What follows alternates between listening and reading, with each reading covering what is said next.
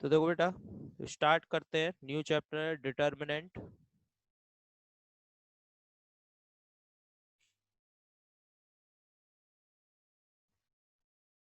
Determinant is what? तो अगर simple language में हम बोले तो determinant is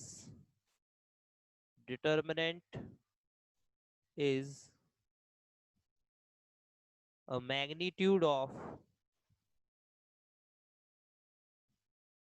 is a magnitude of a square matrix. Square matrix. ठीक है। Determinant is what? Determinant is a magnitude of a square matrix. ठीक है। डिटर्मिनेंट हमेशा स्क्वायर फॉर्म में होती है। ठीक है, इस बात को ध्यान रखना हमेशा कि determinant is always in square form. ठीक है। स्क्वायर मैट्रिक्स का जो मैग्नीट्यूड होगा उसे हम डिटर्मिनेंट कहते हैं। एक्चुअली में डिटर्मिनेंट कुछ नहीं है, डिटर्मिनेंट एक फंक्शन की तरह है। ठीक है। फंक्शन का काम क्या होता है कि किसी एक चीज को दूसरे में चेंज कर देना, है ना, यही काम होता है फंक्शन का। ठीक है, तो वैसा ही यहाँ पर भी डिटर्मिनेंट भी वही कर रही है। जैसे मान लीजिए कोई मैट्रिक्स है आपके पास। ठीक है, एक मैट्रिक्स है आपके पास। अब आप चाहते हैं कि इसको मैं रियल नंबर के साथ कनेक्ट करूं, किसी real number. This is a matrix, square matrix. और ठीक है, this is what? Square matrix. Square matrix. ठीक है, this is a square matrix. अब हम चाहते हैं इसे किसी रियल नंबर के साथ कनेक्ट करें। Real number, a single real number और स्केलर। इसी रियल नंबर को हम स्केलर भी बोलते हैं। ठीक है, इसे हम स्केलर के साथ कनेक्ट करना चाहते हैं। तो इसको स्केलर के साथ कनेक्ट करने का जो काम है वो कौन करेगा? डिटर्मिनेंट करेगी। ठीक है, डिटर्मिनेंट क्या करेगी? इस स्क्वायर मैट्रिक्स को, ये डिटर्मिनेंट का साइन होता है। ठीक है, ये इस स्क्वायर मैट्रिक्स को किस में चेंज कर देगी? रियल नंबर में चेंज करेगी। तो this is what? This is such a function. ठीक है, एक तरह का फंक्शन है ये, जो कि स्क्वायर मैट्रिक्स को किस में चेंज कर रहा है बेटा? एक रियल वैल्यू या रियल नंबर या स्केलर वैल्यू में चेंज कर रहा है। ठीक है, तो सबसे पहली बात तो ये हो गई आपकी कि डिटर्मिनेंट ऑलवेज इन स्क्वायर। ठीक है, डिटर्मिनेंट हमेशा स्क्वायर होगी। ठीक है, जैसे कि यहाँ पर मैं सबसे पहले दो डिटर्मिनेंट बता रहा हूँ आपको। जैसे अगर 2/2 की डिटर्मिनेंट होगी, या फिर 3/3। ठीक है ना, तो 2/2 की जैसे डिटर्मिनेंट हमारे पास, तो उसमें 4 एलिमेंट होंगे, A1 A2 B1 B2। या 3/3 की डिटर्मिनेंट है तो उसमें 9 एलिमेंट होंगे, A1 A2 A3 B1 B2 B3 and C1 C2 C3। ठीक है ना। डिटर्मिनेंट को हम डेल्टा से नोट करते हैं। डेल्टा, ये फर्स्ट डिटर्मिनेंट है, this is delta 1, this is delta 2। Second determinant, तो डिटर्मिनेंट को हम डेल्टा से डिनोट करते हैं। इसी तरह 4/4 की डिटर्मिनेंट भी हो सकती है। किसी भी स्क्वायर मैट्रिक्स को हम डिटर्मिनेंट में चेंज कर सकते हैं। ठीक है, तो अगर 2/2 की स्क्वायर मैट्रिक्स है तो उससे जो डिटर्मिनेंट बनेगी वो 2/2 की होगी, उसका ऑर्डर 2 होगा।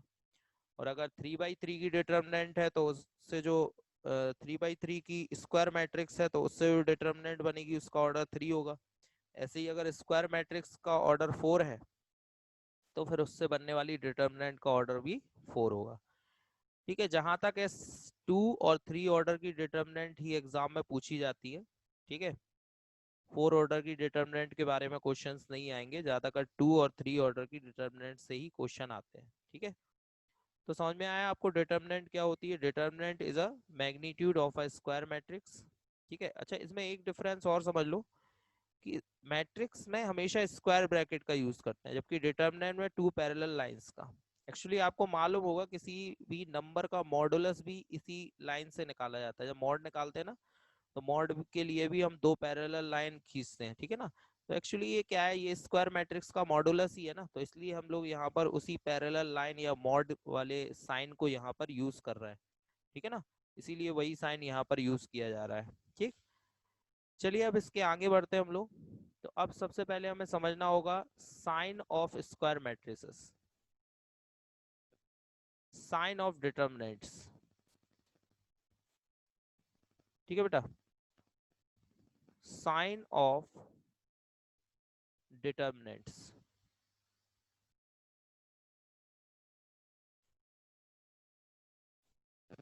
साइन ऑफ डिटर्मिनेंट, अब यहाँ पर टू टाइप की डिटर्मिनेंट्स के साइन हम लोग पढ़ रहे हैं। पहले 2/2 एंड देन फिर 3/3। तो 2/2 की जो डिटर्मिनेंट है उसका साइन ध्यान रखिए, plus minus minus plus. And 3/3 में plus minus plus minus plus minus plus minus plus. ठीक है, ये इसके साइन है। अब ये साइन का यूज कब होगा, जब हम इस डिटर्मिनेंट को एक्सपेंड करेंगे। अभी मैंने आपको बताया ना कि ये डिटर्मिनेंट क्या कर रही है, किसी रियल नंबर में कन्वर्ट कर रही है मैट्रिक्स को। तो ये रियल नंबर में कन्वर्ट कैसे होगी, जब हम इसको एक्सपेंड करेंगे तो इससे एक रियल नंबर आएगा। ठीक है, तो जब हम इसको एक्सपेंड करेंगे तो उस टाइम पर हमें ये साइन का यूज करना होगा। ठीक है, तो यहाँ पर सबसे पहले हम पढ़ेंगे 2/2 की डिटर्मिनेंट का एक्सपेंशन, उसके बाद 3/3 की डिटर्मिनेंट का एक्सपेंशन। लेकिन साइन आप ध्यान रखिएगा, ठीक है, जिस प्लेस का जो साइन है वो साइन हमें वहां पर यूज करना होगा। ठीक है, तो अब हम पढ़ रहे हैं expansion of determinants, expansions of determinants.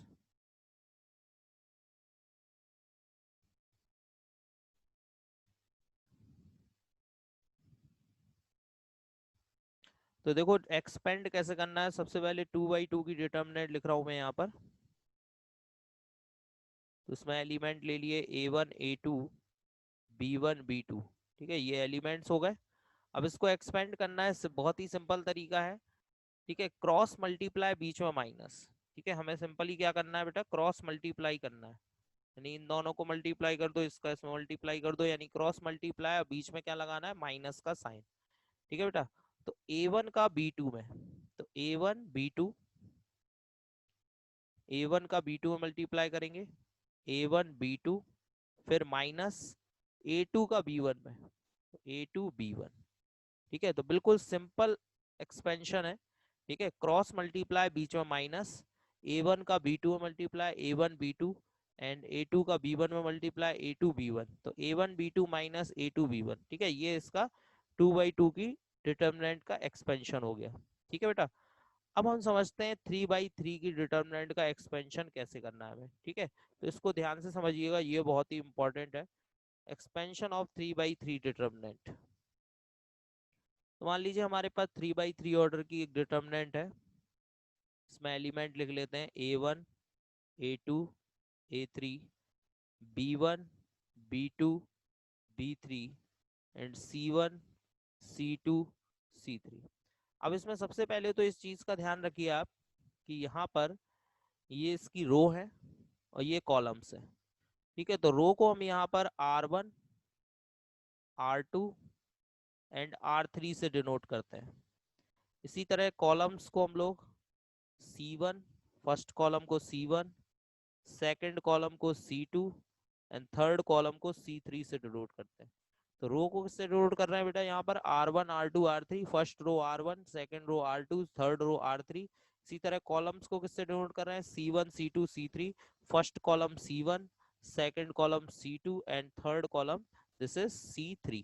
ठीक है बेटा, अब जब हम इसको एक्सपेंड करेंगे 3/3 ऑर्डर की एक डिटर्मिनेंट को, जब हम एक्सपेंड करेंगे तो किसी एक रो या एक कॉलम के रिस्पेक्ट में एक्सपेंशन करना होगा। किसी एक रो या एक कॉलम के रिस्पेक्ट में हमें इसका एक्सपेंशन करना होगा। तो मान लीजिए हम फर्स्ट रो के रिस्पेक्ट में इसका एक्सपेंशन कर रहे हैं, तो यहाँ हम लिख भी देंगे expansion with respect to R1। ठीक है, R1 के रिस्पेक्ट में मान लो हम इसको एक्सपेंड कर रहे हैं। ठीक है, तो जिसके भी रिस्पेक्ट में हम यहाँ पर एक्सपेंड करेंगे उसके जो एलिमेंट्स हैं, ठीक है, वो हमें ध्यान रखने हैं, उनको देखना है, और जो उसके साइन है उसको ध्यान में रखना है। ठीक है, उस रो के जो साइन है उसको ध्यान में रखना है। तो देखिए फर्स्ट एलिमेंट है हमारे पास यहाँ पर A1, और A1 का साइन क्या है, प्लस का है, तो यहाँ पर A1 आ जाएगा। ठीक है, अब हम क्या करेंगे कि हम A1 जिस रो में है और जिस कॉलम में है, A1 जिस रो में है और जिस कॉलम में है उसको हाइड कर देंगे। ठीक है, उसको हटा देंगे, उसको हमें नहीं लेना है। यानी कि फर्स्ट रो नहीं लेना है हमें, फर्स्ट कॉलम नहीं लेना है, फर्स्ट रो फर्स्ट कॉलम। आगे बात समझ में, क्योंकि A1 किस में है, फर्स्ट रो में है और फर्स्ट कॉलम में है, तो ना तो हम फर्स्ट रो लेंगे ना हम फर्स्ट कॉलम लेंगे। अगर हम फर्स्ट रो फर्स्ट कॉलम को छोड़ दें तो बाकी ये देखो यहाँ पर एक 2/2 की डिटर्मिनेंट बच रही है, ये बच रही है 2/2 की डिटर्मिनेंट। इसमें हमें क्या करना है, क्रॉस मल्टीप्लाई बीच में माइनस। ठीक है, अब हमें क्या करना है, क्रॉस मल्टीप्लाई बीच में माइनस। तो क्रॉस मल्टीप्लाई कर दो, B2C3 B2C3 फिर माइनस B3C2 B3C2। क्लियर। तो सबसे पहले हमने क्या किया, A1 लिख लिया, A1 का साइन प्लस का था तो प्लस A1, और फिर A1 वाली रो और A1 वाले कॉलम को हटा दिया, यानी कि फर्स्ट रो और फर्स्ट कॉलम को हटा दिया। उसके बाद जो एलिमेंट बचे उसमें क्रॉस मल्टीप्लाई बीच में माइनस करके उसी के मल्टीप्लाई में लिख दिया। ठीक है, अब हमारे पास आएगा सेकंड एलिमेंट, सेकंड एलिमेंट का साइन है माइनस का। ठीक है, तो अब हम माइनस का A2 लिख लेंगे, माइनस का A2। अब हम क्या करेंगे बेटा, A2 वाली रो और कॉलम को हटाएंगे, तो फर्स्ट रो हटेगी और सेकंड कॉलम हटेगा। अभी फर्स्ट रो और फर्स्ट कॉलम हटा था, अब फर्स्ट रो और सेकंड कॉलम हटाएंगे। जब आप फर्स्ट रो और सेकंड कॉलम हटाएंगे तो अब आपके पास क्या बचेगा, देखो बेटा, फर्स्ट रो हट गई, सेकंड कॉलम हट गया, तो अब बचा आपके पास B1C1 और ये बचा B3C3। ठीक है, अब इन दोनों का क्रॉस मल्टीप्लाई बीच में माइनस, तो यहाँ पर अब आप क्रॉस मल्टीप्लाई कर दीजिए। ठीक है ना बेटा, तो B1 का C3 में मल्टीप्लाई होगा, B1 का मल्टीप्लाई किसमें होगा बेटा, C3 में, B1C3 माइनस B3C1 B3C1। ठीक है बेटा, इसी तरीके से अगला एलिमेंट है हमारे पास A3, इसका साइन प्लस का है, देखो प्लस है तो प्लस A3। ठीक है, अब A3 फर्स्ट रो में और थर्ड कॉलम में, A3 फर्स्ट रो में और थर्ड कॉलम, तो फर्स्ट रो हटाएंगे और थर्ड कॉलम हटा देंगे, फर्स्ट रो हटाना है और थर्ड कॉलम हटाना है। तो अब देखो क्या बच रहा है हमारे पास, ये एलिमेंट्स बचे हमारे पास। ठीक है ना, B1C1 B2C2 B1C1 B2C2, तो क्रॉस मल्टीप्लाई बीच में माइनस, कितना हो जाएगा, B1C2 माइनस B2C1। ठीक है, अब इस पूरे को सॉल्व कर लेंगे तो आपको इससे एक वैल्यू मिलेगी और वो डिटर्मिनेंट की वैल्यू होगी। ठीक है ना बेटा, तो बिल्कुल सिंपल है, पहले हमें क्या करना है, किसी एक रो या एक कॉलम को चूज करना है। अब इसमें ध्यान रखिएगा, जैसे मैंने R1 को चूज किया तो वैसे आप R2 भी चूज कर सकते थे, R3 भी चूज कर सकते थे, या कोई चाहता कि नहीं हम तो कॉलम चूज करके चलेंगे, तो कॉलम C1 C2 C3 तीन कॉलम है आपके पास, किसी के भी रिस्पेक्ट में आप इसको एक्सपेंड करो, आपका जो आंसर है फाइनल वो सेम आएगा, यानी वैल्यू चेंज नहीं होगी। अगर हम किसी के भी रिस्पेक्ट में इसको एक्सपेंड कर रहे हैं तो उससे वैल्यू पे कोई फर्क नहीं पड़ेगा, इस बात का आप लोग ध्यान रखिएगा। ठीक है ना, तो हमने यहाँ पर R1 के रिस्पेक्ट में इसको एक्सपेंड किया था, तो हमने सबसे पहले यहाँ पे R1 के जो एलिमेंट्स है वो लिख लिए, A1 प्लस का आना था, प्लस का A1। ठीक है, उसके बाद हमने फर्स्ट रो फर्स्ट कॉलम को हटा दिया, फर्स्ट रो फर्स्ट कॉलम को हटा दिया, और जो एलिमेंट बचे उनका क्रॉस मल्टीप्लाई बीच में माइनस करके मल्टीप्लाई कर दिया, तो B2C3 माइनस B3C2। फिर माइनस का सेकंड एलिमेंट माइनस का आएगा A2। ठीक है, उसके बाद फिर यहाँ पर भी ऐसे ही किया हमने। अब हमने फर्स्ट रो सेकंड कॉलम हटाया, फर्स्ट रो सेकंड कॉलम हटाया, उसके बाद मल्टीप्लाई कर दिया B1C3 माइनस B3C1। ठीक है, उसके बाद फिर प्लस, फिर उसके बाद हमने क्या किया, A3 लिखा, A3 लिखने के बाद फिर यहाँ पर हमने जो एलिमेंट बचे फर्स्ट रो और थर्ड कॉलम हटा दी, और जो एलिमेंट बचे आपके B1C1 एंड B2C2, तो यहाँ पे क्रॉस मल्टीप्लाई कर दिया, B1C2 माइनस B2C1। क्लियर बेटा।